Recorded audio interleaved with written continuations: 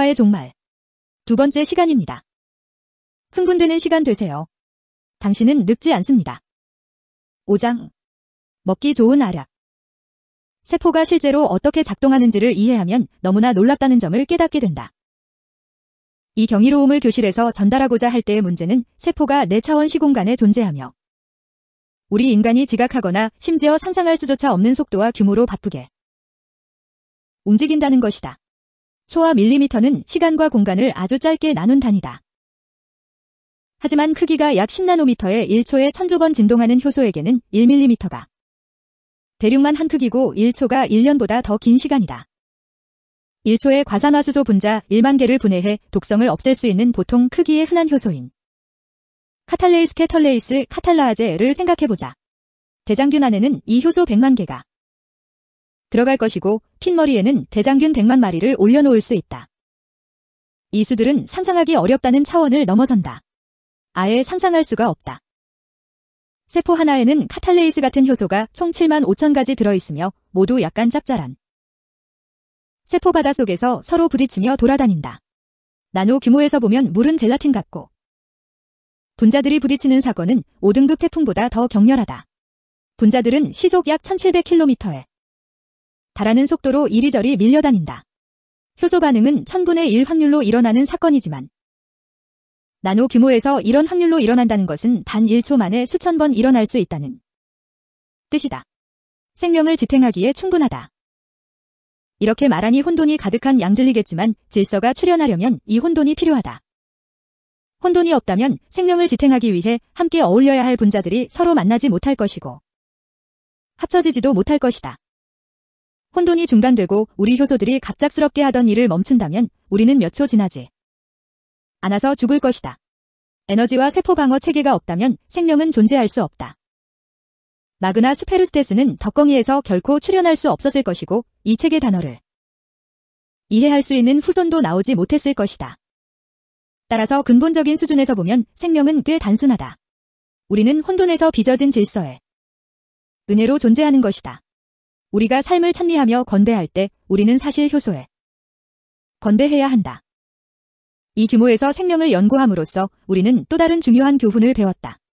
노벨상을 받은 물리학자 리처드 파인먼은 그 교훈을 간결하게 표현한 바 있다.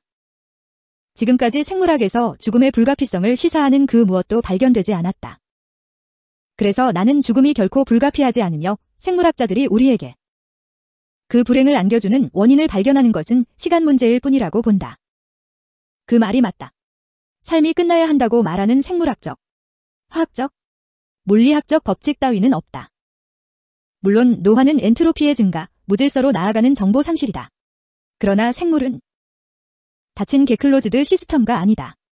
생명은 중요한 생물학적 정보를 보존하고 우주에 어딘가에서 에너지를 흡수할 수 있는 한 영구히 존속할 수 있다. 우리가 내일 당장 불멸의 존재가 될 수 있다는 말이 아니다. 1903년 12월 18일의 달까지 곧장 날아갈 수 없었던 것과 마찬가지다. 과학은 작은 걸음을 딛거나 큰 걸음을 디디면서 나아가지만 언제나 한 번에 한 걸음씩 내딛는다.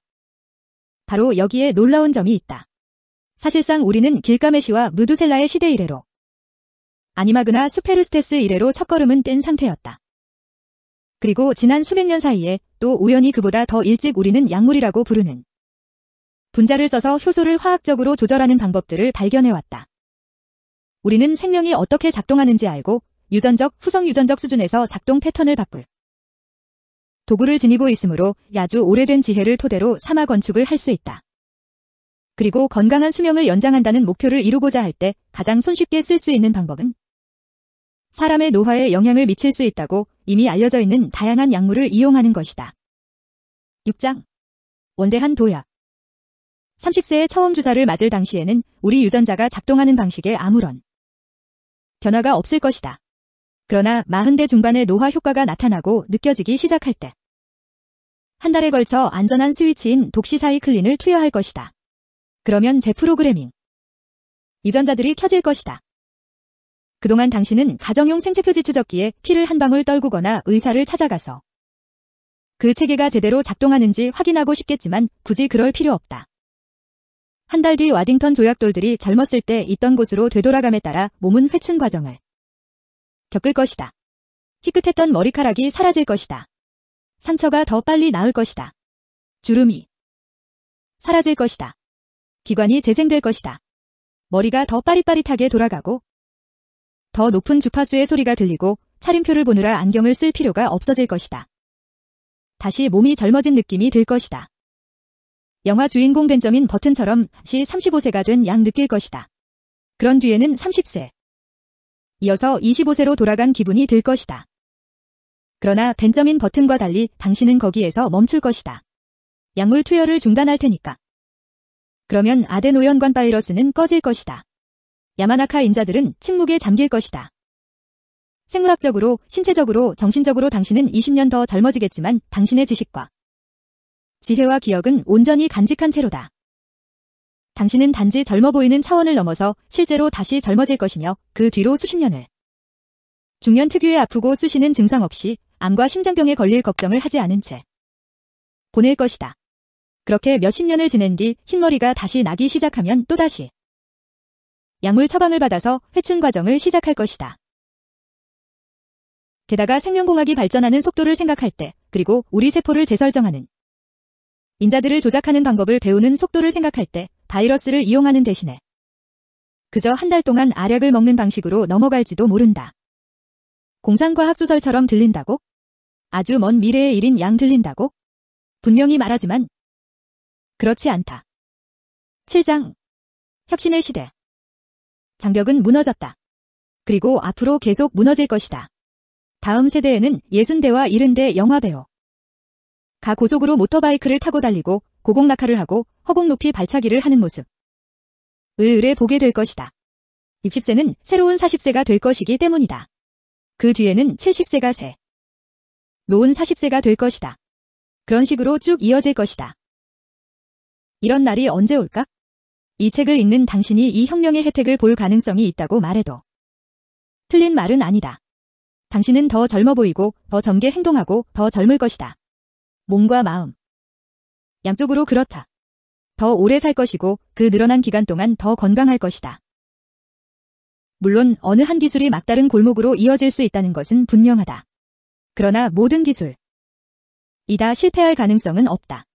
제약학, 정밀의학, 응급의료, 공중보건 분야에서 이루어지는 이런 혁신 하나하나는 생명을 구함으로써 삶을 몇 년 더 연장할 것이다. 이 모든 기술들을 하나로 모아서 우리는 수십 년 더 건강한 삶을 향해 나아가고 있다. 모든 새로운 발견은 새로운 가능성을 연다. 더 빨리 더 정확하게 유전자 서열 분석을 하려 는 노력을 통해 1분이나마 단축시킬수록 그만큼 생명을 구하는 데 도움이 될 수 있다. 설령 우리의 최대 수명을 그다지 늘리지는 못한다고 할지라도 이 혁신의 시대는 우리가 훨씬 더 오랫동안 훨씬 더 건강한 삶을 유지하도록 해줄 것이 분명하다. 우리 중 많은 이들에게 대체로 그럴 것이라는 뜻이 아니다. 우리 모두에게 그럴 것이다. 8장